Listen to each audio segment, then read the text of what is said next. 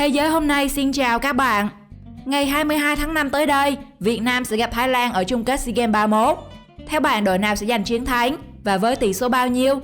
Hãy comment câu trả lời xuống dưới phần bình luận để xem bạn dự đoán đúng không nhé. Bóng đá là môn thể thao vua trên thế giới, mang lại rất nhiều cảm xúc cho khán giả.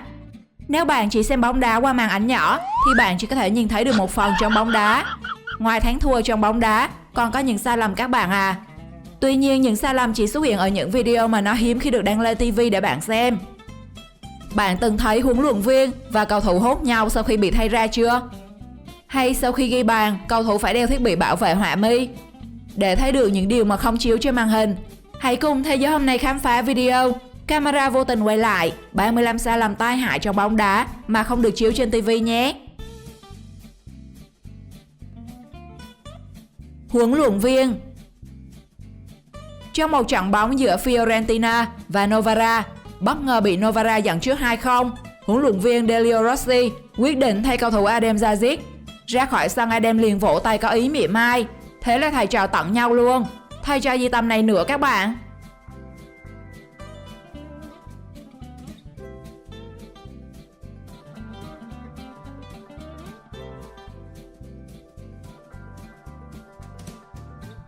Nghe lén.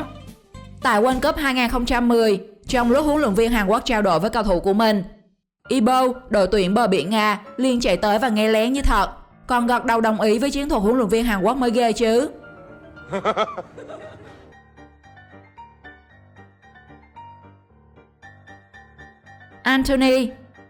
Anthony tiến lại gần khu vực khán giả để trao đổi và tặng áo cho một cổ động viên theo kịch bản. Đang trao đổi với cổ động viên, một cổ động viên khá bất ngờ thò tay ra lấy trộm chiếc áo đấu mà Anthony đang cầm. Dù cố gắng giữ áo, nhưng cuối cùng anh cũng đành thất bại.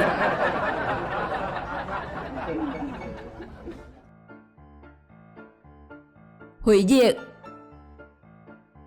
Tài năng trẻ Singapore Iksan Fandi bị hủy diệt bởi Diego Badanca, cầu thủ nhập tịch Philippines. Theo thông tin Thế giới hôm nay ghi nhận, lý do dẫn đến sai lầm là nhầm bóng các bạn à.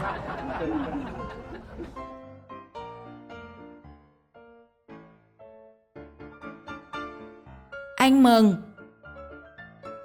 Sau khi trọng tài thổi còi kết thúc trận đấu, cầu thủ dự bị cùng huấn luyện viên vô cùng phấn khích ăn mừng bằng cách xúc lon nước.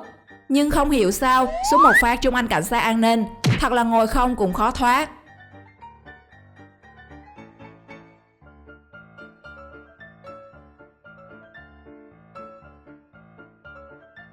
Ronaldo. Khoảnh khắc hài hước của Ronaldo được camera quay lại khi đang khởi động cùng đồng đội. Ronaldo với vẻ mặt bất ngờ khi chứng kiến họa mi của Patrick Evra và vẻ mặt hài hước khi anh nhìn lại chính mình.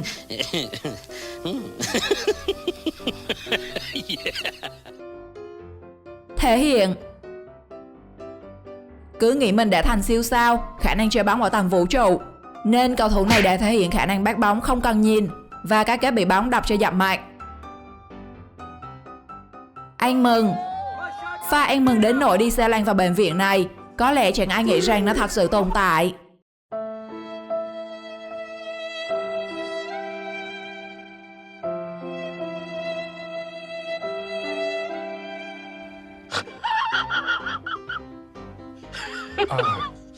Ăn hamburger. Sân bóng có mang theo rượu và anh chàng này đã mang theo bánh hamburger. Nhưng khi anh bóc bánh thì hamburger này nó lạ lắm.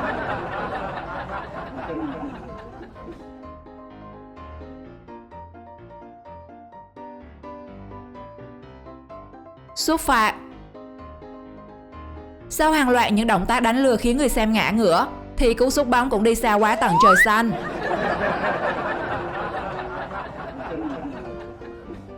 Trọng tài biên.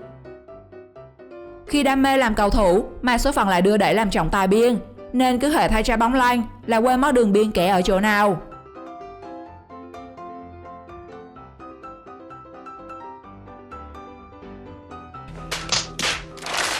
Chụp hình. Được fan đưa điện thoại chụp tặng tấm hình, thế nhưng anh chàng cầu thủ lại tìm mãi không thấy camera đâu. Hóa ra là cầm lộn đầu các bạn à.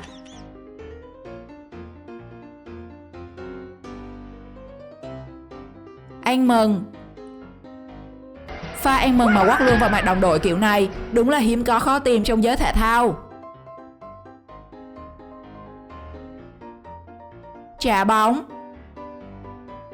Thanh niên định trả bóng lại cho cầu thủ trong sân bằng một cú sút, nhưng ai ngờ quả bóng bay đập vào mặt một khán giả khác trên sân.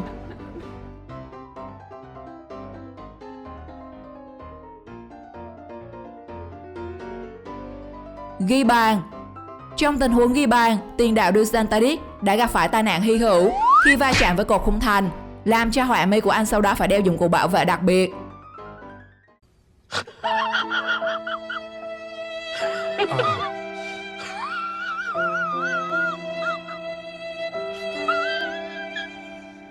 Thủ môn. Anh chàng thủ môn này đã tranh thủ làm hớp bia khi bóng chưa nguy hiểm. Ai ngờ nguy hiểm ập đến luôn. Chẳng những khung thành bị thủng lưới mà còn đổ luôn chai bia.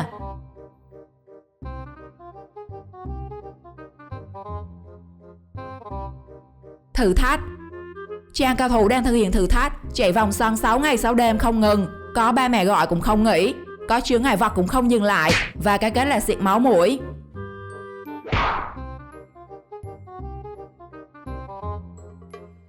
Thủ môn nóng giận. Va chạm trên sân bóng là chuyện thương tình ở huyện, nhưng anh chàng thủ môn này có vẻ vừa chia tay người yêu nên tánh nóng võ công cao.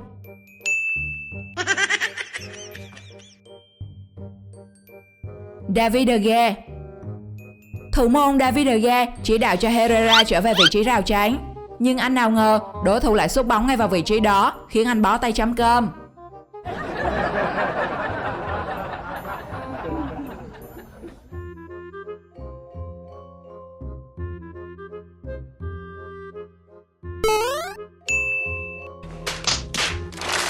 Bóng chạm tay. Khi bóng chạm tay thủ môn Chile, cầu thủ Suarez đòi trọng tài cho quả phạt ban. Hành động của Suarez đã khiến fan hâm mộ được trận cười vỡ bụng.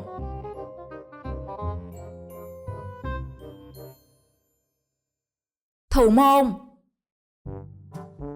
Đây không biết chiêu gì nhưng lạ lắm các bạn à.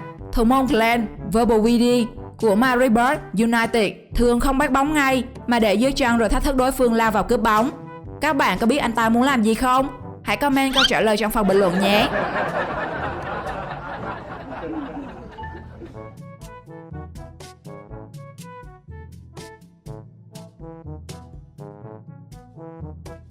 Ném biên. Thể hiện cú lộn nhào ném biên để ghi ấn tượng, mà cú ném quả là ấn tượng thật khi đập trực tiếp quả bóng vào mặt cầu thủ đứng chặn đối diện.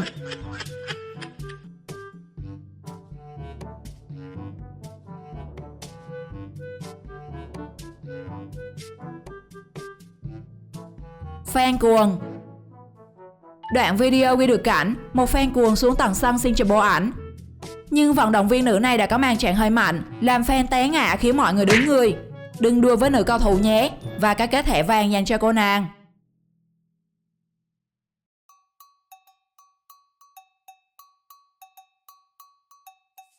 Sterling. Sai lầm của cầu thủ đội Shakhtar Donetsk là chạy theo anh Sterling chi để anh vấp cỏ té, còn mình thì phải chịu phạt đền oan uổng.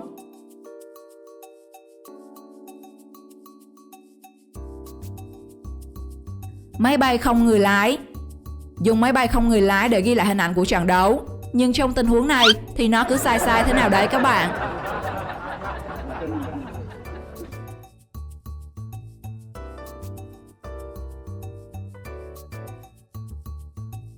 Huấn luyện viên Atletico Madrid.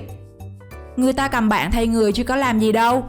Vậy mà cũng ăn phải một tay của huấn luyện viên Atletico Madrid. Thế nhưng hậu quả của hành động sai lầm này là huấn luyện viên Diego Simeone bị cấm 8 trận.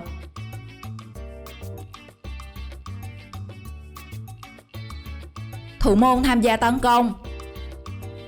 Trong đoạn video được ghi lại cho thấy thủ môn áo vàng đã hăng hái tham gia tấn công. Sau quả phạt góc, thủ thành nhanh chóng lên xe và được đồng đội đèo về giữ khung thành đội nhà. Cái này là đi đá bóng hay đi tấu hài vậy các bạn? What?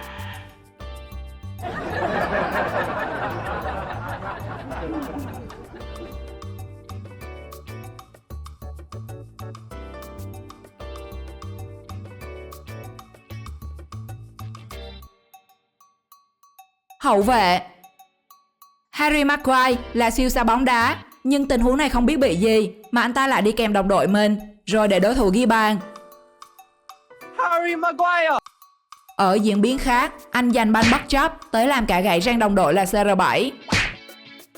Sau khi xem video, tình huống sai lầm nào làm bạn ấn tượng nhất? Hãy comment cho mình và mọi người biết trong phần bình luận nhé. Xin chào và hẹn gặp lại trong những video tiếp theo trên kênh Thế giới hôm nay.